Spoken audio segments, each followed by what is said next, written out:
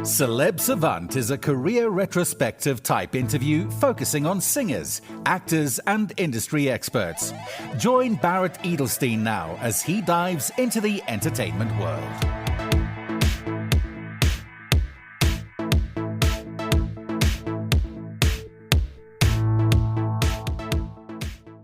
Nick Tauber is a renowned British music producer, best known for his work during the 1970s and 1980s with influential rock and new wave artists including Thin Lizzy, Marillion, Toyah, UFO, and Stiff Little Fingers. He established himself as one of the leading producers in British rock by helping shape the sound of several landmark albums and singles.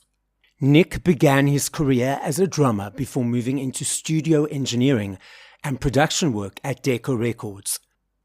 Early in his career, he worked closely with Thin Lizzy, producing albums such as Shades of Blue Orphanage and Vagabonds of the Western World, as well as their iconic hit single Whiskey in the Jar. During the 1980s, Nick became highly respected for his polished yet energetic production style. He produced key releases for Marillion. He also worked extensively with Toyah Wilcox. Beyond his production work, Nick has also been involved in artist management and music consultancy, mentoring developing acts and remaining active in the industry for decades. Over the course of his career, Nick has worked with artists across rock, punk, metal and pop genres.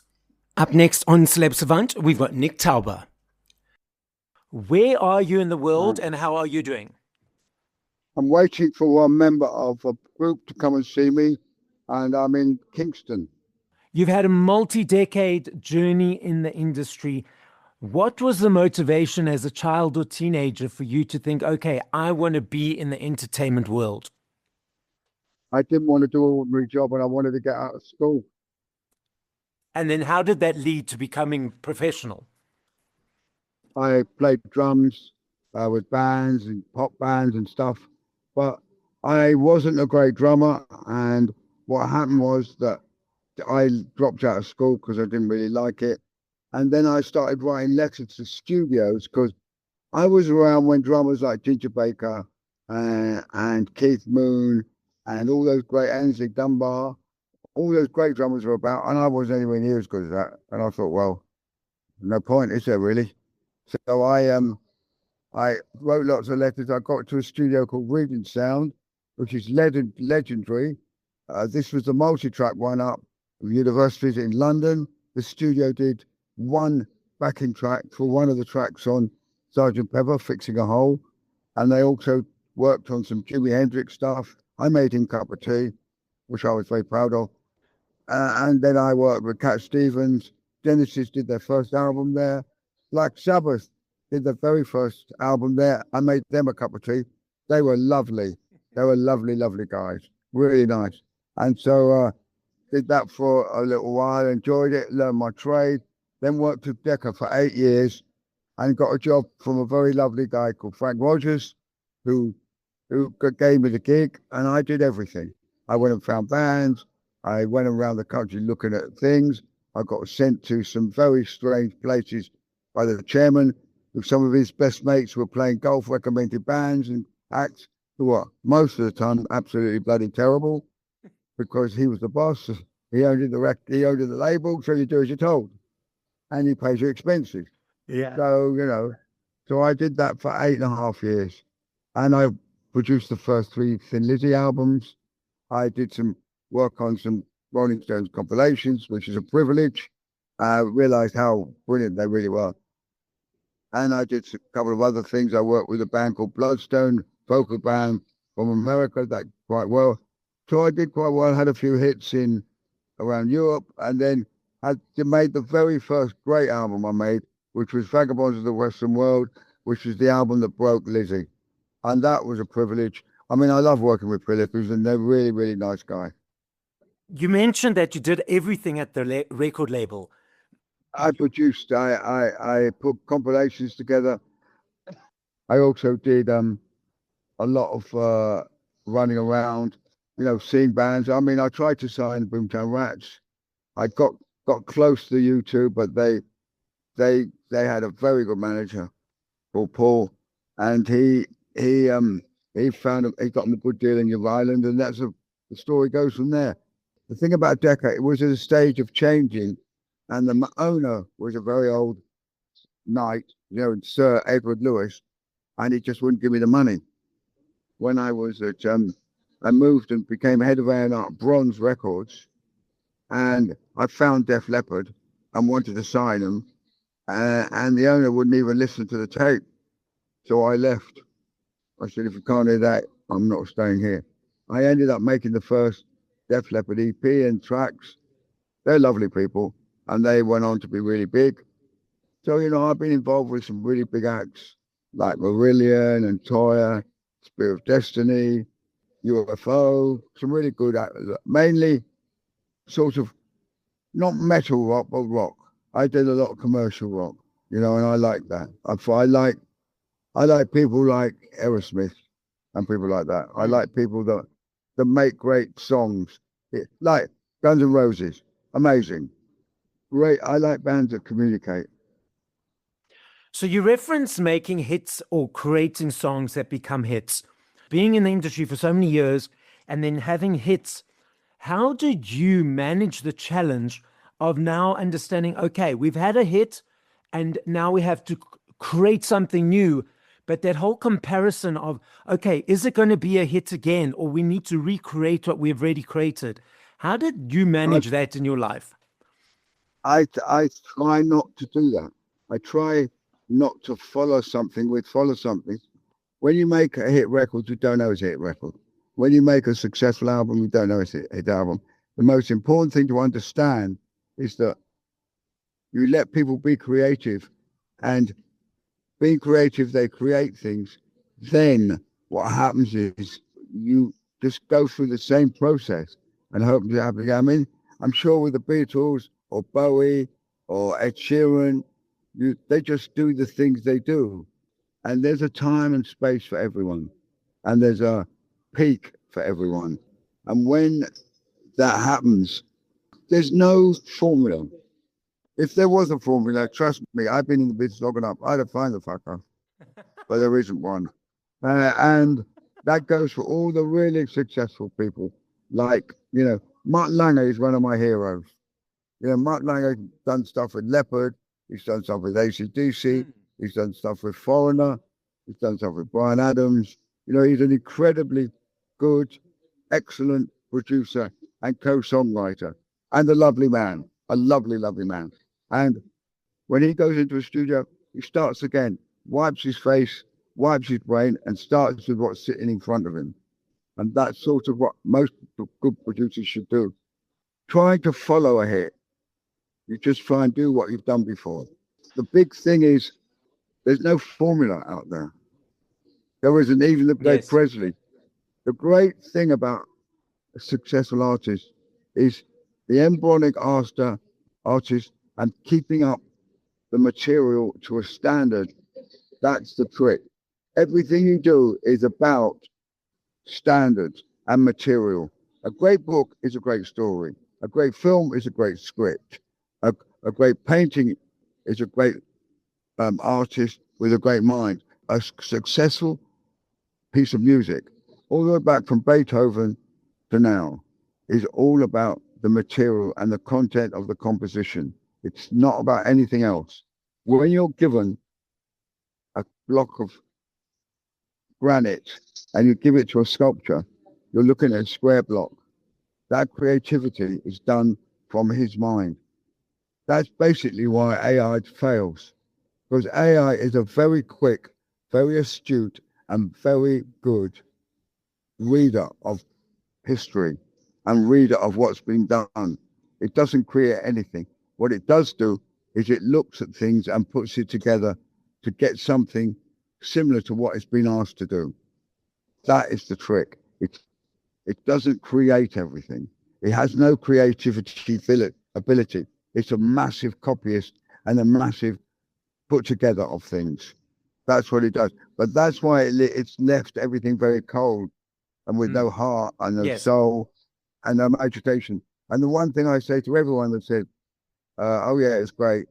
And most companies like it because they create it They get people in rooms creating it. They buy it, and then they own everything: the publishing, the writing, everything. That's why they like it. They don't like it because they particularly like the music.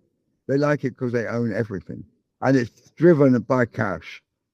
It's not driven by artistic adventure. It's driven by cash because they want to own everything. That's what it's all about. Yeah. And you can't put a computer on stage and fill the O2 Stadium or the Yankee Stadium. Yes. There's nothing there. You put Oasis on a stage, they'll fill 100 stadiums. You put the Stones on the stage, they'll fill 100 stadiums. You put Taylor Swift on the stage, they'll fill 100 stadiums. Same with Beyonce. These are people that fill stadiums because of their aura, because of their talent, and because they have something special to offer. And the big mistake with AI is it just repeats itself. Every time Beyonce goes on the stage, it's a new creation. It's a new moment. It's a new moment in time. AI can't do that. It doesn't know how to do it. You've had multiple roles in the industry: producer, A&R, manager, all these type of roles that you've been in through your career. Are there any of them that you like the most and some that you like the least, or did you like all of them equally? I loved producing, and I like being involved with artists and creative people. The thing that I find difficult is the organization, because no one's going to like this, but the music industry is very, until you get to the higher end, like Lucian Grange and people who are that professional and that successful, people in A&R departments, people in agents and all this thing, they have a very, sometimes this can go down really badly, unprofessional way of behaving. Like they don't answer phone calls. Yes. They don't return emails. Yes, they I know what you're talking about. Yes, I know. They don't know how to communicate. Yeah. So, and that's the bit I don't like, because I send someone an email, just send me a couple of days or a day. Sorry, Nick, I haven't heard it. I'll listen to it. Or, how are you? Yes. No, even artists have got that habit. They don't answer emails. They don't answer WhatsApp messages. It all becomes like this horrible mush. And I find that's the bit I hate, because you can't, communication, with the amount of communication like this, right? Like phones, like WhatsApp, like emails, communication facility has never been better. But people's use of it has never been shitter. Yes. It's I totally agree. Disgraceful. They don't know how to use it. Or, you know what's even worse? They don't want to. And they use it as a shield to ghost people. Yes. And that I find disgusting. Yes. Running away, not answering. And do you know something? Our industry that you're in and I'm in is about communication, about entertaining, about being creative, about making it all work. And the thing they don't do is they do not do that. And they've got more tools and more equipment and more facilities to do it quicker and easier than ever before. Now you tell me what fucking sense that makes. None whatsoever. I totally agree with you. I love me a CD. I still budget for my CDs every month. For me, it's a thank you to the artists for all the hard work they do. I love the journey of the choice, the booklet, the unpacking, the listening to song from one to whatever number. I'm sure you are aware, maybe not, massive uptick of physical around the world. Last year in the UK, there's a basket of products that they gauge exchanges on. And based on these exchanges, they monitor it for tax purposes. And because of the upsurge of CDs are now back in the basket. Also last year in the UK, in the USA, I was reading recently $1.04 billion spent on vinyl, the biggest since 1983. Oh, vinyl. Let me tell you, vinyl CDs are great, but they're a bit harsh because they're photographed and they're digitally driven. The thing about vinyl is it has a feeling and it has a vibe. The only thing about vinyl is to do it properly is not cheap. You have to have a good deck, a very expensive cartridge, and good speakers with a good amp, obviously. Yeah. And that's what you have to have.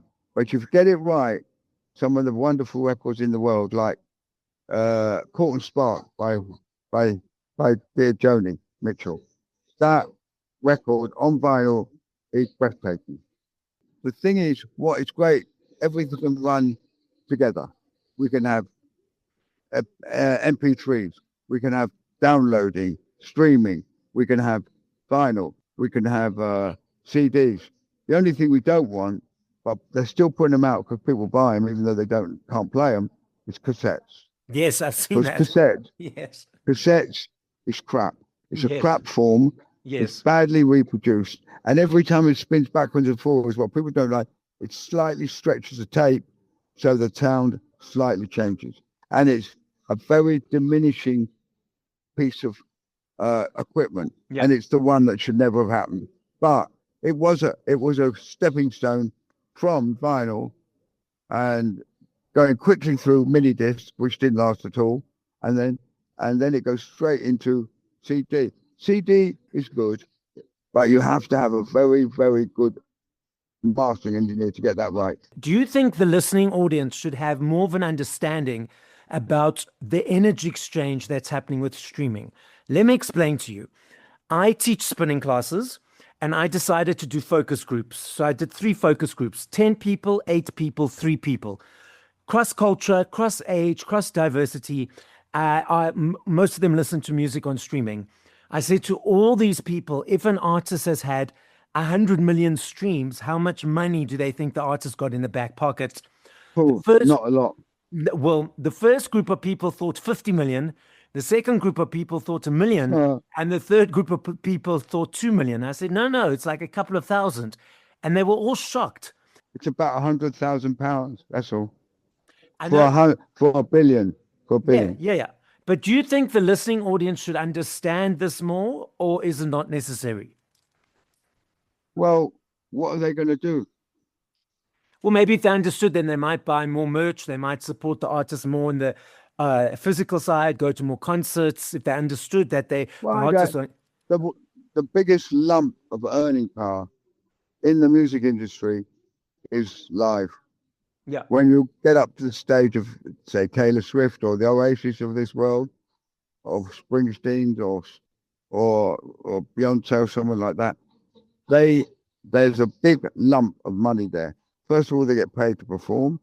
They get some of the ticket money. There's merchandising. Bands like Iron Maiden, they're a huge merch band. I mean, Kiss were always one. They are the ones. Then there's the video they make, the live album they do, and the streaming. They do a streaming of a concert.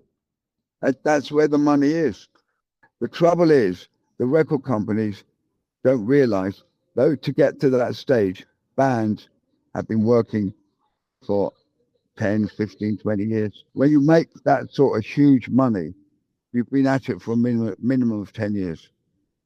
I mean, look, Harry Styles, he was in One Direction at the beginning of the century. But yeah, he's not yesterday's man. And the new acts that are out there, like Sleep Token, they've been doing it for years. This is not an overnight thing. Yes. They've started with a couple of hundred in a club, then they go to a couple of thousand, and then they support big bands, and then they bring their own audience, and then they're where they're making big money. I mean, there are some very quick artists. I do say that Taylor Swift, although I think she's real value for money, she's a very, very good act, but she has been sort of practically astronomical in the way that she's gone right up the scale very quickly. I mean, she's really, really good at what she does, and she makes good records, and they're well produced, and she's a very professional act. I mean, I know people say there's a lot of criticism. I love her. I think she's what this business needs, and that's what Presley had, was pure professionalism and giving an audience what they want. They want that. No one forces them to pay that money. They go because they want to. Oasis the same. The Eagles the same. AC/DC the same. Metallica the same. Springsteen the same. There's a load of acts that are very expensive to watch, but no one forces you. When you're working in a garage, or you're working in a shop, or you're working in an office, you've only got say, a couple of $1,000 to spend, and you spend $1,000 going to see someone like Springsteen with your mates, you do it because you want to. It's better than gambling and drinking and drugging. And Exactly. the best drug is music. I totally agree. Are you still active? What are you currently doing in the I'm, world? work, I'm working with 2 or 3 bands. A band called Castle Coombe Drive, who are incredibly good. The Irish lead singer, really, really cool. I'm working with a band called, well, they're changing the name, but they're called Velour Fog, and they're like a cross between hip hop meets rock, and they're really cool. And I'm working with a couple of other bands, developing them. And I'm also work for a charity called Basement Door, which is like for very young artists. We develop them, and work with a guy called Kevin, they've opened an academy like that with Marsh Ramps. I've opened an academy, and he worked for them, and I'm helping them. I like to do things for nothing. I don't like to always do things for nothing, but I like to do things for nothing. I like to do things for nothing that gives back into the business. You know, I wish the labels would do more of that. People like McCartney, Rod Stewart, and Daltrey do huge amounts. They don't advertise it, they don't talk about it, but they do huge amounts. Most artists do a lot for charity. I think the corporates should help. I think they should put more into development of young artists, very young artists, from the age of 15, 16 upwards. You've been in the industry for a number of years, couple of decades. What keeps motivating you to get up and say, okay, I want to keep doing this. I want to keep doing this? Because it's nothing better than working with musicians and making great records. It's equal to having sex. Okay. When you press the button of a final mix, comes out those speakers, mate, orgasmic, and it's really good, and you're proud of it. I tell you the greatest thing once. I worked with a very famous photographer, and the first time I ever met him, he was really nice. A guy called Ray Burmison, really, he's done everyone. And he came up to me, he said, I want to shake your hand. I said, well, if you want to. He said, because you made a Thin Lizzy record that changed my life. Now that is a very brilliant thing to be able to say for me. I've done something, and a few people have said about a few things along the way to me. It's a great honor. When I die, and it could be any day, it couldn't be not, I will leave something that a lot of people can't do. And that's a great privilege and an honor. Your piece of advice for any upcoming artist who's starting out now, what advice would you give them?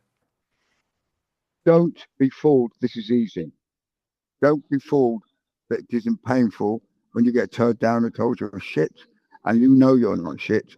And remember, this is extremely hard work. This business, you know it, you do it. I know it. It's extremely hard work. And you have to not mind. You have to be in a van or in a plane. Even when you're successful, you are the successful ones. You might be in a private plane, having all the luxuries in the world. You feel like shit. You've got to go to another town, do another set of interviews, do another gig, and you've got to give your worth to the people that love you. And you should respect people. When you're in a position where someone looks up to you and goes, like an artist has, someone looks up to someone like, I don't know, Liam Gallagher. I've never seen him be a shit to anyone. Not a fan. He has total respect for them. And everyone should understand that is a wonderful thing, because those people, one, they put you where you are, and two, they judge you. They want to be like you. They admire you. And you should take that admiration and respect and deal with it with care and be fair with them and respect them back, not treat them like shit, which I've seen a few times, and I feel very sad. But I have to say 99.9% of artists are amazing. With the average fan in the street, they're amazing. So the podcast is listened to throughout the world. As a final message to the audience, what would you like to say? Never give up.